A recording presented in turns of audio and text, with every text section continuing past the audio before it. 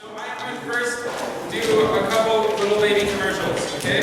Here are the commercials. First of all, we have this website called ethosdebate.com, and since 2008, 2006, I don't know, we have over 300 articles on here that we write, and we're usually writing 2 or 3 a week on debate. For example, I just made Stoa's How to Use Lexis video for them. Syllogistic case structure, does that sound familiar? Yesterday's work on value debate, here's a different explanation of it. That came out this week. An LD debate example, all kinds of stuff. Really good stuff on here.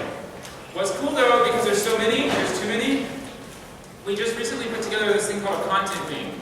So up here under resources, if you look at content rings, there are, and that's nice, it's popping up on the far right, that's annoying. Examples, for example, if you click that, it's our best selection of resources that are examples. So this one has a whole bunch of debate videos if you want to work with them for drills or anything like that. And we have them for all kinds of things. So the intermediate to advanced journey, we have stuff targeted for you right there.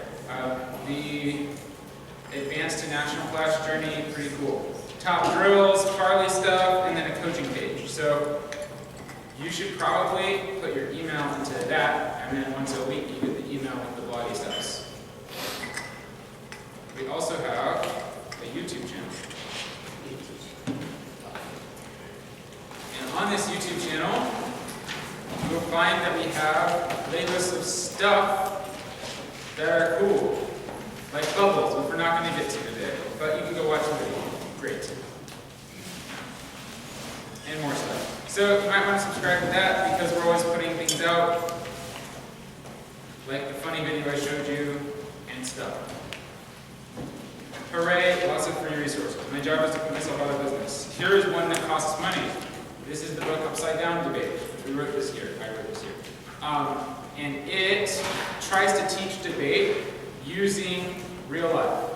So there are about 65 examples from business to Congress used to teach the fundamentals of debate.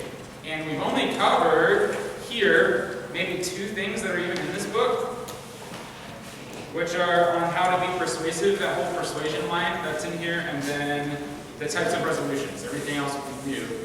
Mike, this is your copy, by the way. Thank you very much. Those are all that I brought. So if you want them, they're $20 here. They're also on Amazon for more money than that. I forget, I think it's 25. Oh yeah, but there's Kindle for 12, so that's good. But people seem to like the book, so I think you should get it. I had an engineer at the first camp. I usually clash with engineers, by the way. We're not always on the best terms. I've had engineers point their finger in my chest at adult leadership institute and politics and campaign management. I do a lot of seminars with adults, teaching campaign managers how to debate or how to prepare for debates. And engineers always get mad at you, listen to your opponent part. I had one take this book the first night of Seattle camp, and he reorganized it for me. And he's like, this is how it should be. And he gave it to me on construction paper, like, completely reorganized it. That was very funny. All right, that's all my commercial. I'm done with commercial. Now we go to something called figures of speech. This has a very practical element, so it takes me a little bit to get through it, not long. And then it becomes your turn. You are going to all build some figures of speech. So my big, hairy, audacious goal is that you all would realize that it's a lot easier to be clever and funny than staring at your flow pad as a giant black void above your head presses you into the floor. There's a list of things to do. And it's actually how speechwriters get paid. If you look at any speechwriter, a speech that they've written is usually a combination of figures of speech. They know the names of them. There are around 300 that you would have been required to know had you gone to school in the mid-1800s. And your essays, rather than being judged on their grammatical correctness, would be judged by being entertaining and worth reading. It is hard work, but it's a lot easier once you know that there's a list to try and not be forgotten. Because most debate rounds that I watch, I forget immediately after. And there are rounds I watched 10 years ago that I can tell you the exact blow by blow and exact lines and statements that were used. Figures of speech are how you are memorable. We're in the rhetoric, canon of style, figures of speech, tropes, and schemes. I'm going to teach you about 10 of each, and then you're going to use them right now. You don't have to write all this down now, because the presentation's online for free to look at later, and I'm going to pull up a list of all of them at the end for you to look at for inspiration. Okay? So just kind of listen along and open your mind.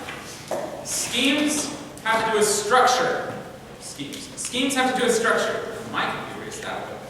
And they are rhythmic. Da da da da da da da da da. The bigger they are, the harder they fall. Isocolon. Oh, I know what I always do for this. I almost forgot. You guys are going to like this. Better not erase what's up there. Looks like an engineer, right? I want famous quotes and song lyrics you know. Now, off the top of your head, famous quote or song lyric you know. What? To be That's or it? not to be. That is a song. Bad blood is a metaphor. Easy. What doesn't kill you makes you stronger? This is my fight song. Hold on.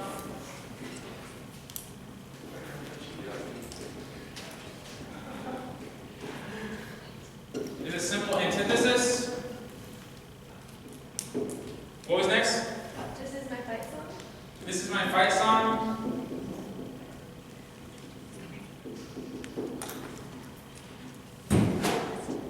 What's a synecdoche? Next. Can we get some famous quotes? Blood is thicker than water. What? Blood is thicker than water. What's that from? That's technically a shorter version of blood thicker, blood of covenant is thicker than water. Alright, I read the random things. Do or do not, there is no try. Wait, you're right. Blood from the water is. No, the blood of the covenant, meaning friendship, Yep. is thicker than water from womb, meaning family. So it is a synecdoche and an isocolon. Blood of the covenant, did you say? Blood of the covenant. Is thicker, which is metaphor, than water of the womb. The primary phrase is this, and this are synecdoche. The grammatical structure is isocolon, da da da da, da da da da, and thicker is a metaphor. Which is why you remember it all. Next. Give me liberty or give me death.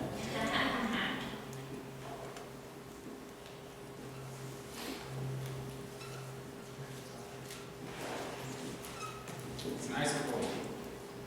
Next. Do or do not, there is no try.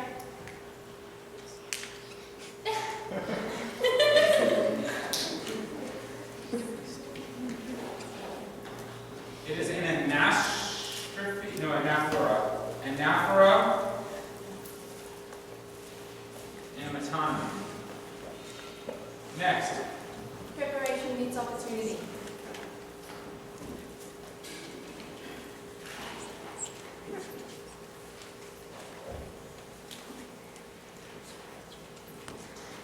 It's a truism. Preparation. Give us some time. Next. Wake me up inside. I want quotes. Life is hard, so then you die. So it is. I love that line. I say it all the time.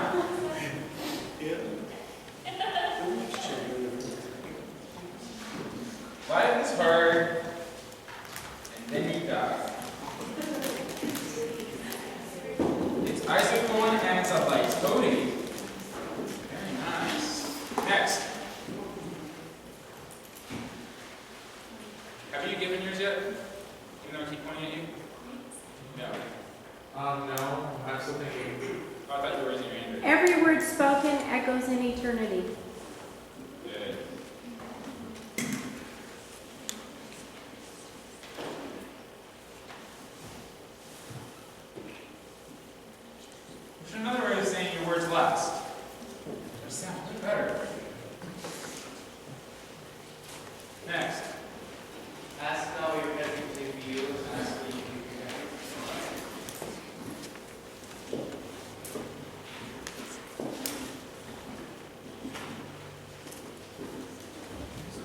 It's called an anti-metabolite.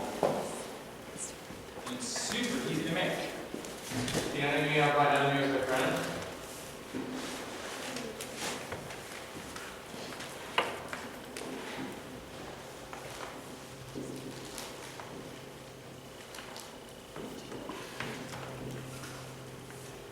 Alright, so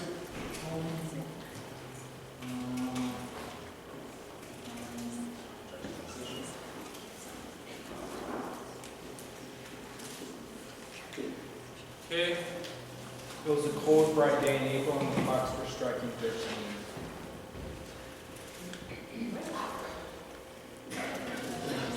That's gonna take me forever to write. I'm not an energy. Give me a short one.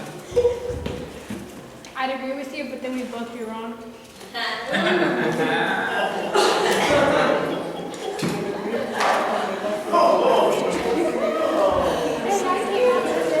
said that. No, I mean, she did. She came up with it.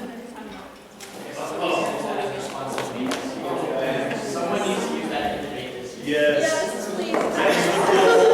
Marshall Club.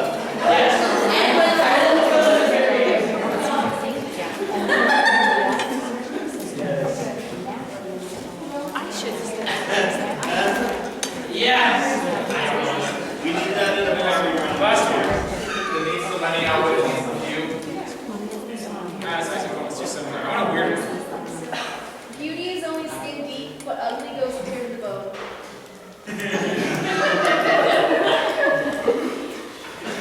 That's a nice one still. No deed goes unpunished. No good deed goes unpunished. You just look something No up. good deed. The entire point is why do we remember things? Have you noticed I've given a name to every single thing you can recall? And where actually all of these are in this. If you're going for hell, keep going. If you're going through hell, keep on going. I think. Yeah. Yeah. You know somebody else's country music? It's actually been That's C.S. Lewis. What? It's Winston Churchill. Oh, really? Yeah. Oh, I know somebody else's country music. Okay.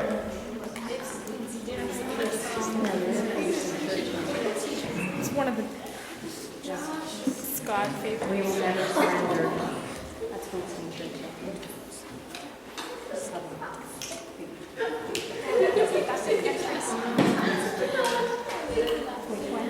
Keep calm and carry on. Yeah. Yeah.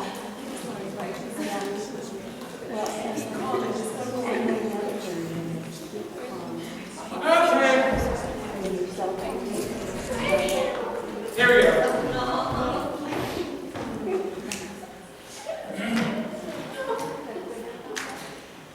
Some schemes, parallelism. This is basic. Match your words and concepts together. If you're going to have a list of two things, don't make thing one have 3 words to describe it and thing 2 have just 1 word to describe it. The best kind of parallelism, though, is one that we've got all over the board called isocolon. Grammatical repetition, exact same for 2 different clauses. They're the same structure. Da-da-da-da-da, da-da-da-da-da. Climate is what we expect, weather is what we get. On the board we have things like blood of the covenant is thicker than water of the womb. We could ruin it by adding more words. Blood of the covenant is thicker than water. Oh, I don't want to talk about it. Okay, let's go on the first side. Blood of those who have agreed to the covenant is thicker than water of the womb. It's not memorable because it has unlike grammatical structure. The more I see, the less I know. Similar. Anastrophe. This is actually Yoda speak. Did I write anastrophe or anaphora? I always get mixed up for Yoda speak. Found someone who I would say.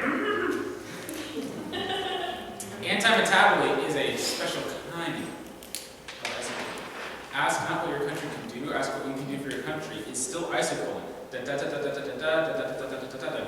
But it's a flip, it's a reversal of the same words. This is so easy to do in debate.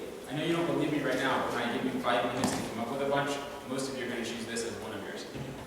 It's really easy to do. You just put 2 things in a sentence and then you flip them. Whoever sheds the blood of man by man shall be shed. Then you sound like a genius. Chiasmus. The chiasm is an ancient form that I like to nerd out about that none of you are ever going to use in debate, but many giant swaths of the Bible are written in chiasm, which is an ancient form called, it's an X, chi. And the center clause is always the most important in a chiasm, in this form of rhetoric. Have any of you read St. Thomas Aquinas before? It's really confusing to read him, right? Yes. Because you have to go to the middle, and this, and this, and this, and this, and this, and this, right? That's chiastic. Well, Paul was a rhetorician, and he wrote the chiasm. Giant books, swaths of Isaiah are in chiasm. Did any of you know the fruits of the Spirit? I use this in secular audiences, but fruits of the Spirit, I like to stumble with you guys because you will be sad about yourself. Fruits of the Spirit. Yeah. Love, joy, peace, Does strength. anyone know the actual passage? Oh. Galatians 5. Fruits of the Spirit are love, joy, peace, patience, kindness, goodness, faithfulness. Can you back up any? Self-control. These are the fruits of the Spirit. Can you back up any in the verse? Can I back up? Yeah. What do you mean? So that's about the C clause of a chiasm, and it's on the bottom half, by the way. Anybody have a Bible in here? I think this is like Galatians 5, Galatians 6. I have the internet, I can look it up. I'm pretty sure it's Galatians 5:22 and 23, but I don't know. Galatians 5:22 and 23. Ooh. Right here, right? Okay. Do you guys see this list here called the acts of the flesh? Oh wait, it's a giant long list, just like the fruits of the Spirit. You think that that probably has something to do with the fruit of the Spirit? Yeah, it's a contrast. Let's go each direction out. Against such things there is no law. What happens right before the acts of the flesh? If you're led by the Spirit, oh, you're not under the law? Law. Do you see it? Let's back up again. What did it say? For the flesh desires what is contrary to the Spirit what is contrary to the flesh, they're in conflict with each other, so you're not to do whatever you want. What was after such thing? Oh, those who belong to Christ Jesus have crucified that flesh and its passions and desires.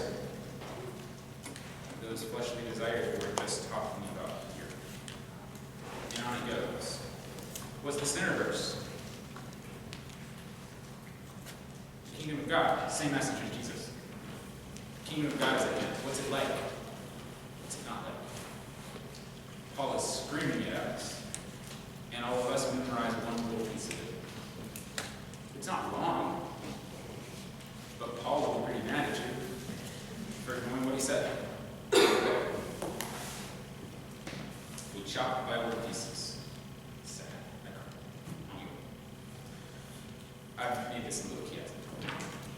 Anyways, climax.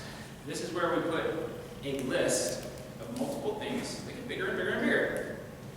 That's all there is to it. Would someone like to present this one with feeling, if you can read it?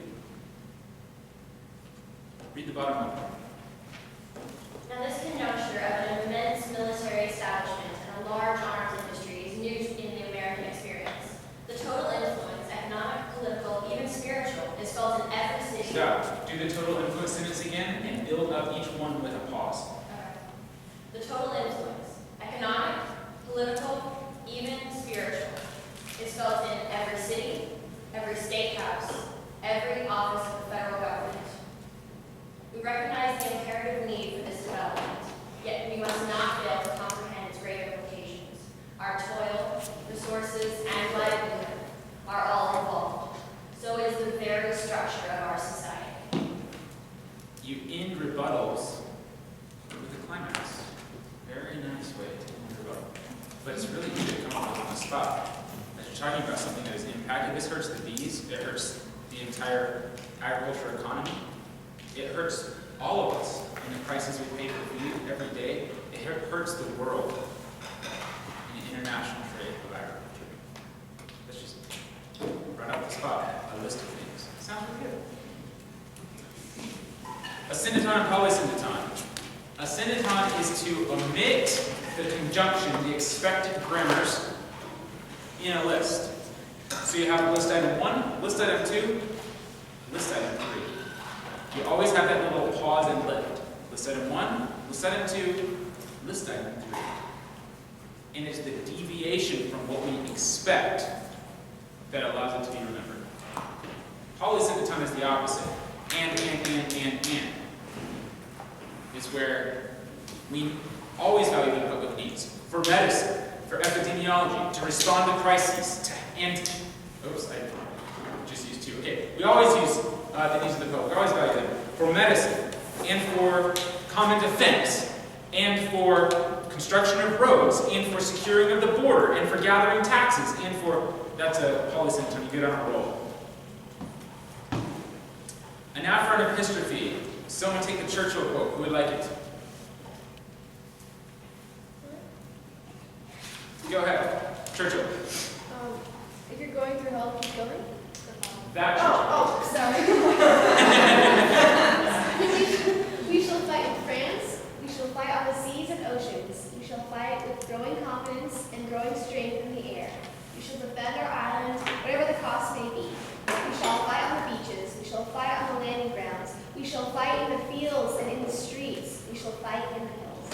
What do you think an anaphora is? Kind of repetitiveness. It's the repetition at the beginning of each sentence of the same phrase. The epistrophe is its opposite. At the end, I have a dream. I have a dream.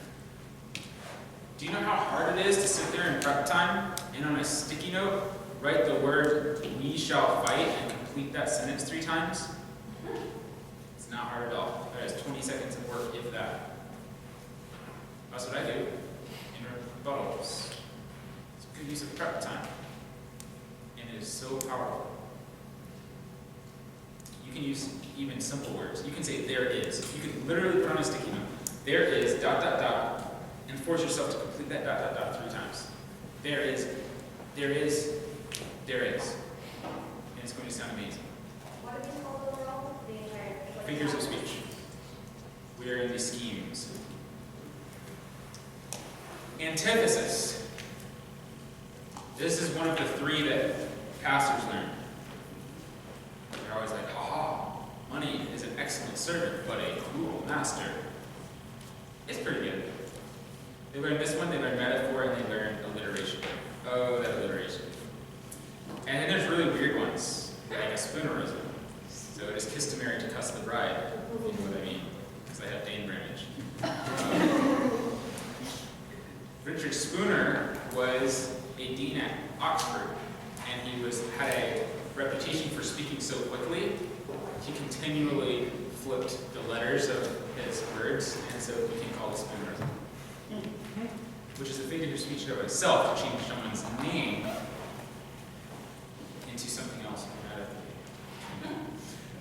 You can combine all of these. The ultimate, vini vidi vici, because it's an ascendaton, it doesn't say vini vidi et vici, it just says vini vidi vici. And it says ba ba ba, but it has assonance, e, and it has isocolon. Ba ba ba ba ba. It's so many. Let's do a couple tropes. So these are all about creating images in our mind. And metaphor and personification are one of the easiest ones to do. So it's a very simple test. Let's see what shall we describe? Let's take an half case. Private property. Okay, negative case. Private property. What is private property not like?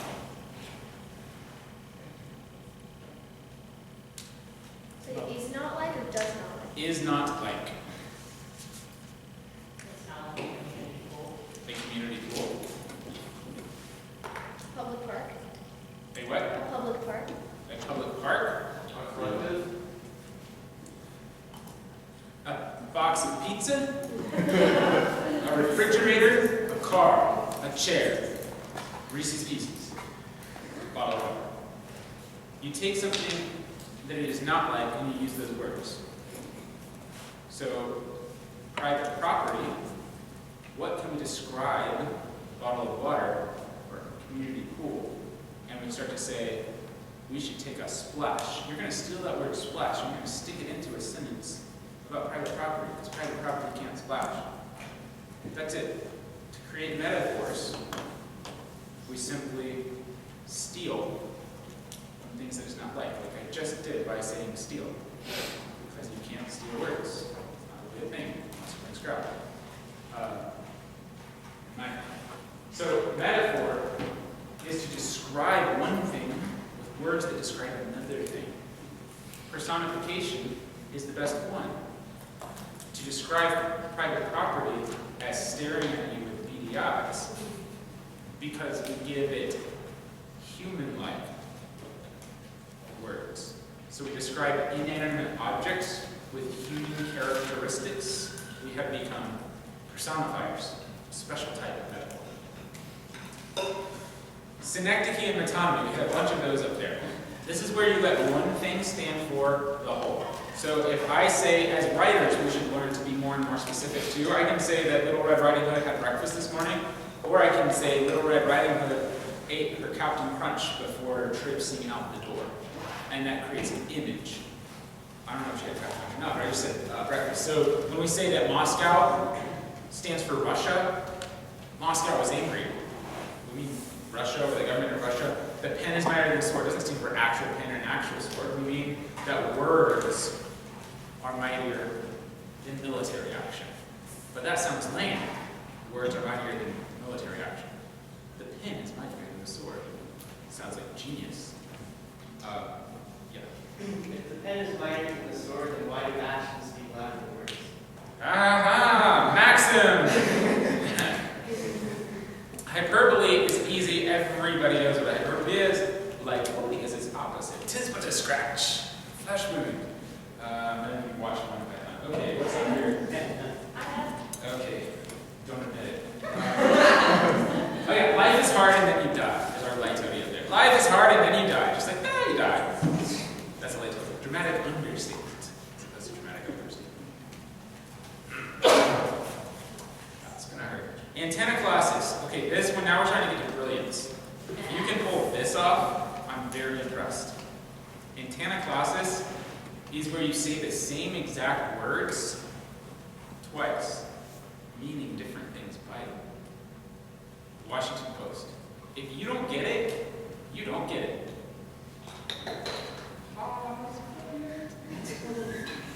I just want to live while I'm alive. Living and being alive are two different senses. Living meaning flourishing and alive meaning not dead. So we use the multiple senses of words in antenna classes. And zeugma has about 18 variants, hyperzeugmas and so on, but this is where we have a word that we say once, and then we don't say it again, but we use again. We're allowing our audience to participate with their minds in our communication. Lust conquered shame, audacity, fear, madness, reason.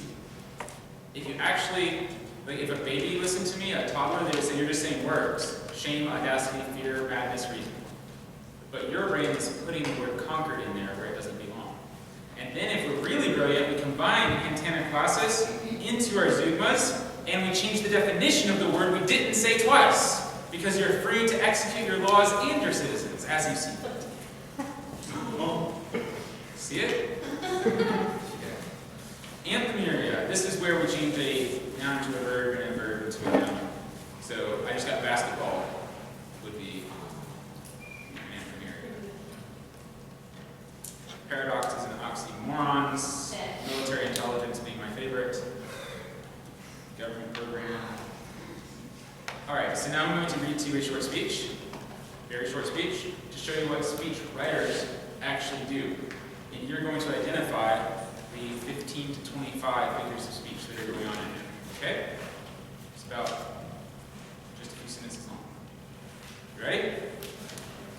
I'm going to ask you, I don't care the name, I care that you identify what's happening. This is the speech that was prepared for President Nixon for if the first moon landing stopped there, they couldn't get back off the moon. It's called In the Event of Moon Disaster. So the speech never happened, but it was written.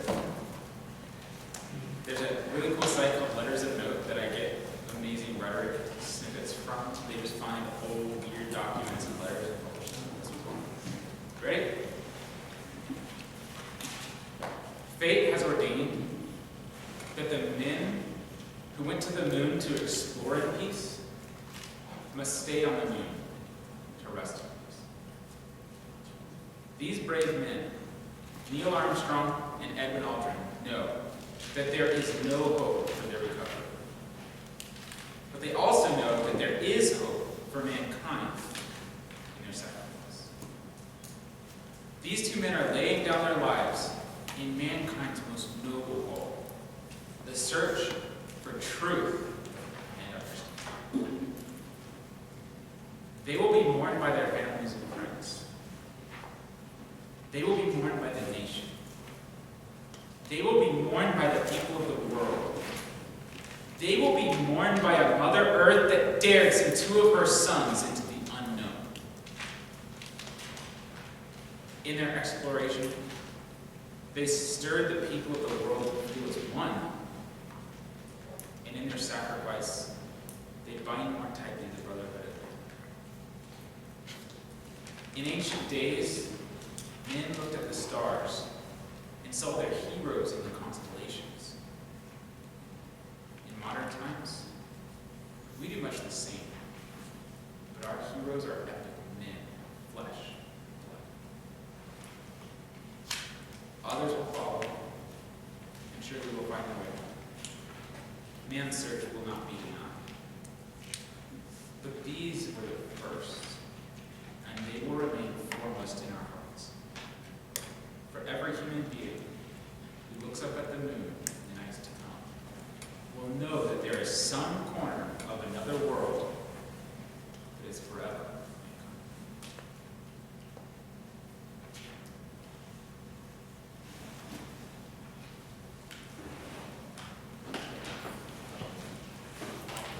What do you think?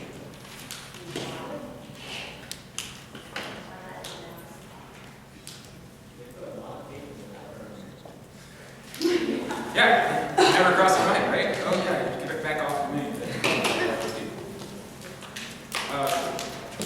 Was that a kind of moving speech? Yeah. It didn't even happen. That's pretty amazing. Because some speechwriter wrote this and it never even came to Nixon. And he probably didn't spend that long writing it, I promise you. Because this is not that hard. It's just a bunch of figurative speech. Let's name some. What'd you notice? When you said fate has ordained, that's a sign of personification. That's personification. Fate can't ordain anything. Also personification is Mother Earth has sons. Mother Earth don't have sons. They went in peace, now they'll rest in peace. Yes. It's an antithesis. Pastor one. Very nice. Plus rest in peace. This is kind of a phrase that we're used to. And it's an Isaac one. Explore in peace, rest in peace. Multiple things going on. The phrase is They will be mourned, they will be mourned, they will be mourned is an anaphora, repetition at the beginning. That same clause had something else going on in it though. Get a climax. It had climax, and it had a hidden climax because humans expect threes. We had 1, 2, 3, and then there was a surprise fourth, the Mother Earth that dares send two of her sons into the unknown. I'm not sure exactly the phrase it came from, but he said men, flesh, blood. That was 3. Yeah, that was in Epic Men of Flesh and Blood. Yeah. That's also, yeah, you're right, that's a good. So there was no hope for recovery, but hope in something else. Yes, that's an antithesis or a juxtaposition. Good. In their explanation, or in their exploration, and in their sacrifice. In their exploration, in their sacrifice. Isaac one. In ancient days and then in modern times. Yes. Very basic antithesis. And Isaac He one. personalized stars when he said he saw the heroes in the stars. Yes. Very nice. You guys are catching on. It's good stuff.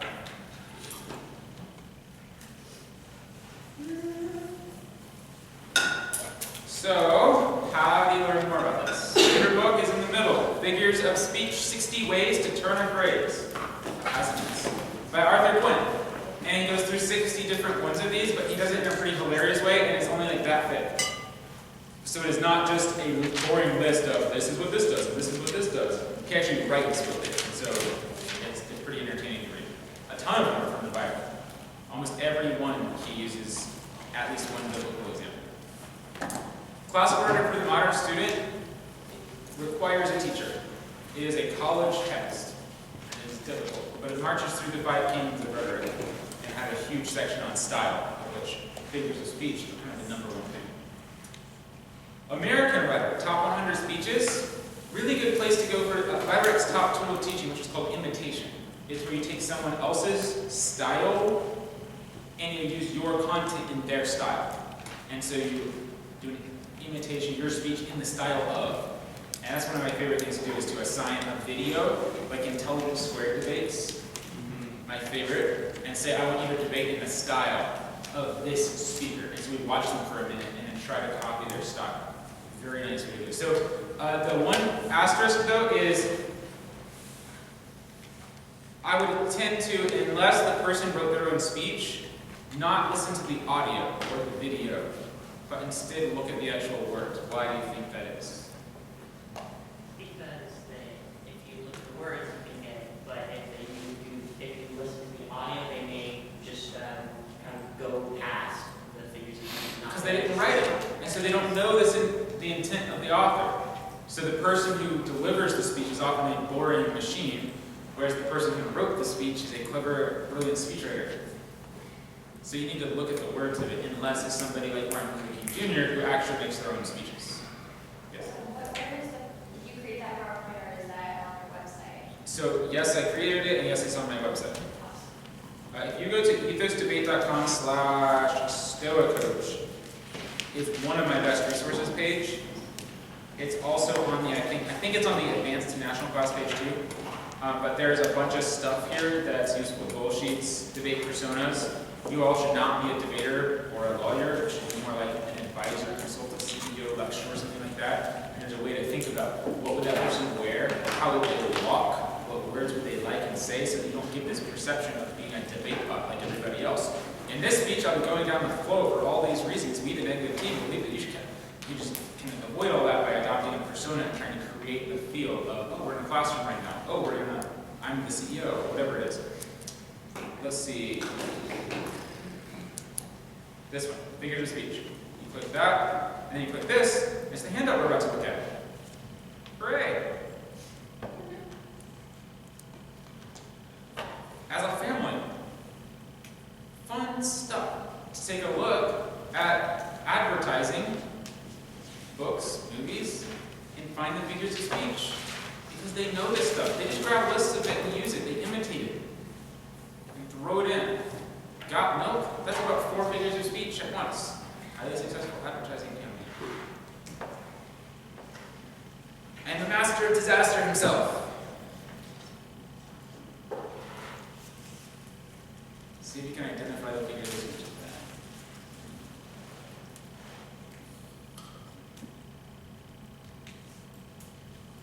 There's What's the antithesis? death is a natural part of life. Good. What's the anaphora? More than do not, less than do not. Good. Where's the isocolon?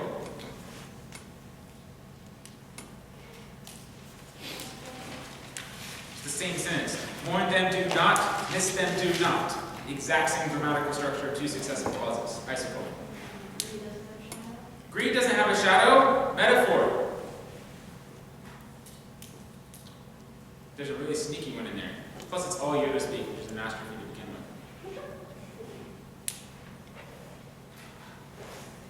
What does transform into the force stand for?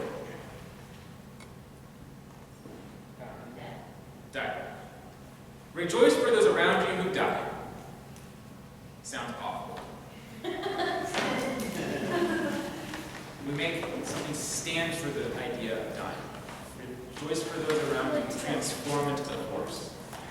There's just one small aspect of their death, but it's a good one to focus on. Your turn. So now you're going to select a thesis. Should be your app case. If you're an LD, I'm okay with you choosing your neg case. You're going to create 3 figures of speech, and then we're going to present them to each other with feeling.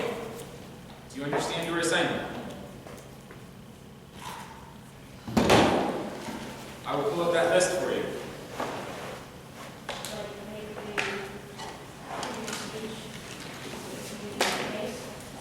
Yep.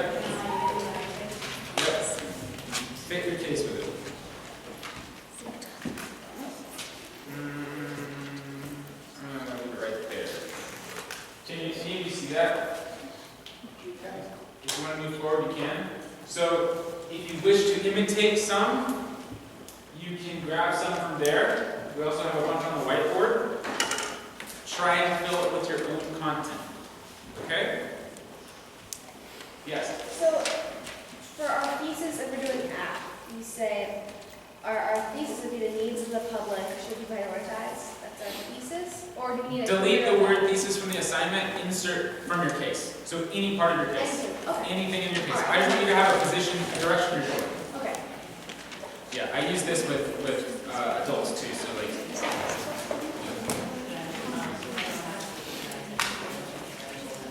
Yes, yes. Do you understand? 5 minutes, here we go. 3 in 5 minutes. Assign me a side of something, I'll do one too. Whoa. Affirmative LP, needs of the public, okay.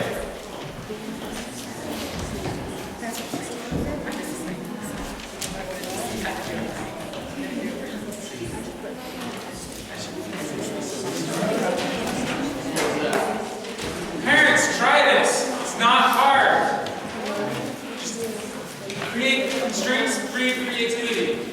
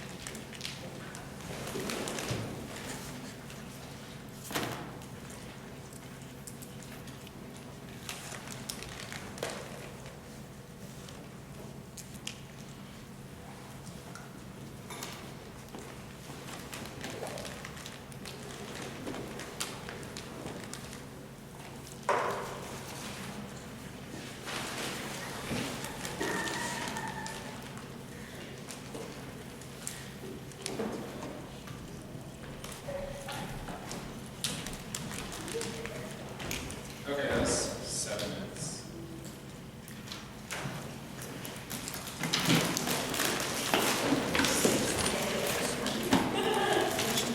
Who wants to go first? Okay, stand up. Go. So you're lucky I don't know all your names because instead I have to just reward extroversion. Go ahead. The needs of the individual are the needs of the people. Present it to the whole audience like you mean it. The needs of the individual are the needs of the people. With no individual, there is no collective, no society, no debate. I like that one. Do it again. Do it again. Pause. Feel it. With no individual, there is no collective, no society, no debate. Very nice. Yeah. You're up next. Yep. I have 3, but they're not that great. No negative self-talk. Just do it. Nike. Public safety has precedence. Public safety has superiority. Public safety has eminence. If I'm more likely to survive, I'm more likely to succeed. People matter more than property because of our morals. People matter more than property because of our logic. People matter more than property because of our value of life. Go up to the stage and say the last one to all of us with eye contact, like you mean it. This is the last moment of the entire debate round. The end of the 2AR, where the other team is like, oh, I want to answer that. And she says, People matter more than property because of our morals. People matter more than property because of our logic. And people matter more than property because of our quality, or because of our... People matter more than property because of our value of life. okay, you got to do the last 2 again to get back on your roll. People matter more than property because of our morals. People matter more than property because of our logic. And people matter more than property because of our value of life. Yeah!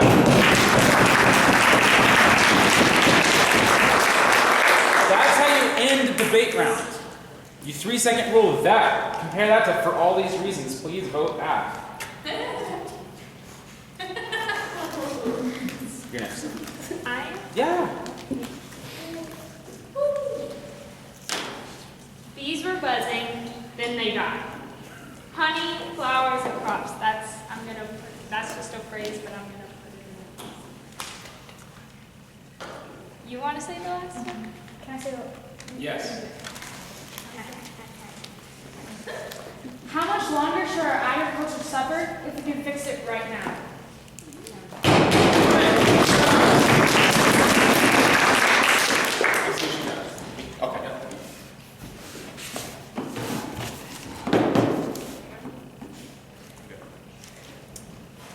We should protect our liberty. We should protect our private property. And we should protect our economy. Good.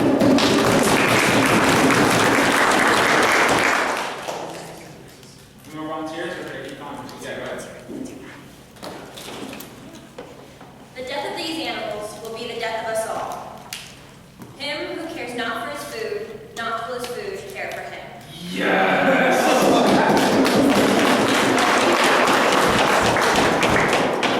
That's awesome. That is like deep irony.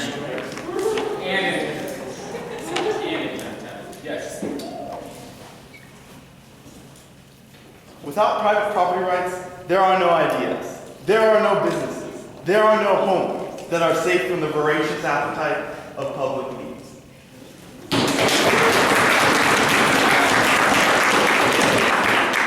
Hey parents, how often do people speak like this in your debate rooms? Do you like it? Yeah. This is how to boost 5 to 10 speaker points. 5 to 10. Well, and it makes you memorable. Absolutely. You know, you develop a reputation, and then people start knowing you for having the passion, you know, the everything behind it. So help them overcome their mental image now that if they don't say, for all these reasons, vote for me, basically. Help them over, because they're going to, I know what happens, go to the tournament and they'll start saying that. They'll copy other debaters who repeat their tags twice, say, let's begin, judge ready, timer ready, for all these reasons, all right, thank you, basically, essentially, we the affirmative team, we the negative team, and so on and so forth. And if you avoid that, you will be excellent. I'll tell you, I will convince you. At Patrick Henry College, I debated in 5 different leagues. And what I learned really quickly, from tournament 1, I told you how my partner and I got first and second speaker, I was second, she was first. Every year, actually every semester, I tried to partner with the incoming freshman from at that time NCFCA, because still didn't exist yet. I tried to partner with an incoming freshman for the first tournament. And I think in all but maybe 2 tournaments, that person got first place speaker. That's our first tournament. My first NPDA parlay tournament that I went to, which was a huge parlay tournament, I got first place speaker. And that was the last time I got first place speaker for 2 years. Until it finally dawned on me that sounding like all the other debaters doesn't work. And when you're fresh, it does work. Because it's different. It's fresh. And so if you are fresh in a debate round, you are going to be, just because you're different, you're going to get more speaker points. But you're going to stand out and be remembered because you didn't sound the same. And so this is one of my biggest coaching advices to adults and professionals when they're speaking. If you're giving a toast and the 3 people before you used a microphone, don't use the microphone. We'll all remember that, even if we don't remember a thing that you said. If everybody else is standing over there on the stage that they give you, move. Be elsewhere. Just be different from all the other speakers. We get tired of monotony. And especially if the monotony is low-class, inferior monotony, like what debaters do in the copy code. If you go back to speaking 101, have a hook, have an intro, have a conclusion, look people in the eye, use gestures, move around the room, speaking 101. As a debater, you will stand out. Because debaters like to list their arguments instead of thinking and speaking and winning an argument. Who's next? Yes? Okay. This is split thesis, right? Whatever you want it to be for. Okay. The needs of the people enslaved by the wants of the individual. For when does the need of the individual outweigh the needs of the masses? For that individual is a thorn in society's side. Wow, this is artistic, and you pause a little stand up here and say it and try to get through it perfectly. This is art. The needs of the people enslaved by the wants of the individual. For when does the needs of the individual outweigh the needs of the masses? For that individual is the thorn in society's side.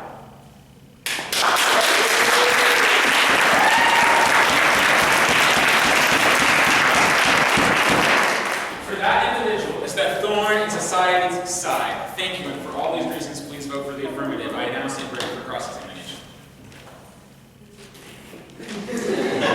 Believe the words hanging in the air. Who's next?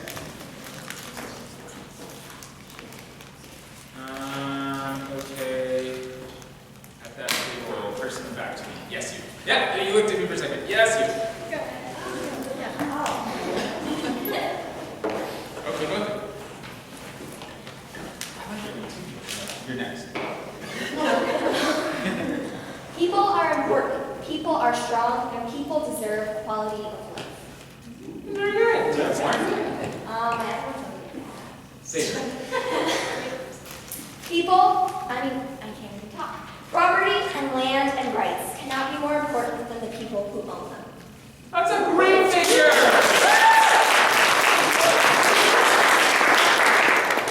Okay, so I only got one. Let's hear it. Okay. There is no safety without surveillance. There is no safety without protection. Say it slower with pauses like you mean it. There is no safety without surveillance. There is no safety without protection. Listen to me say it. There is no safety at that pace. Right. There is no safety without surveillance. There is no safety without protection.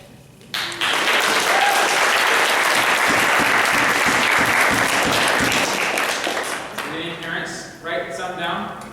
Yeah. Let's hear it. It is not that we want to make life more difficult by banning BPA, but that we want to make life more vital. It has been said, who would give their son a snake when he asked for bread? And I say, who would give their child a BPA bottle when BPA-free alternatives is down?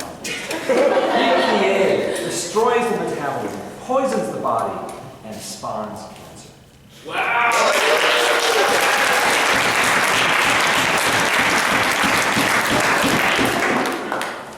Very nice.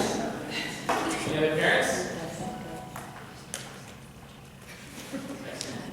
Okay, Mike, pick one last person. Last one. Me? Yeah, pick a last one. Yeah. Mark. Slow. Okay, the health of America shouldn't be marginalized because of a company's bottom line. Look at everyone else. Slow. This is really good. The health of America shouldn't be marginalized because of a company's bottom line. Mark, you're an excellent debater who fears eye contact. Look at her in the eyes. The health of America shouldn't be marginalized because of a company's bottom line. It changes how you pace your presentation when you make it human enough to interact with somebody. You have to interact. Last time.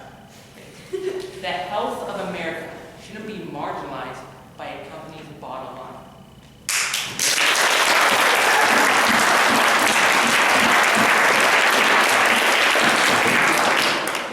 Let me tell you what advanced debaters do when they hear debaters use figures of speech sometimes.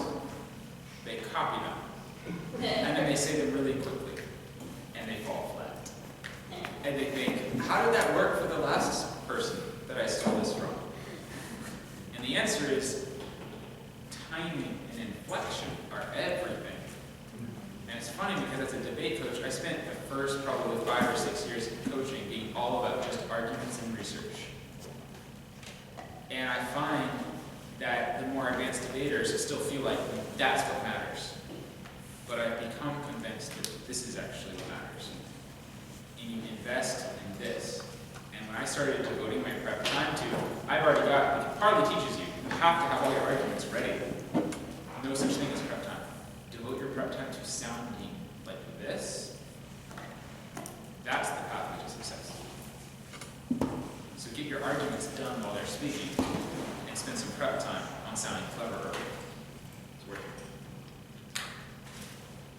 Any questions on figures of speech?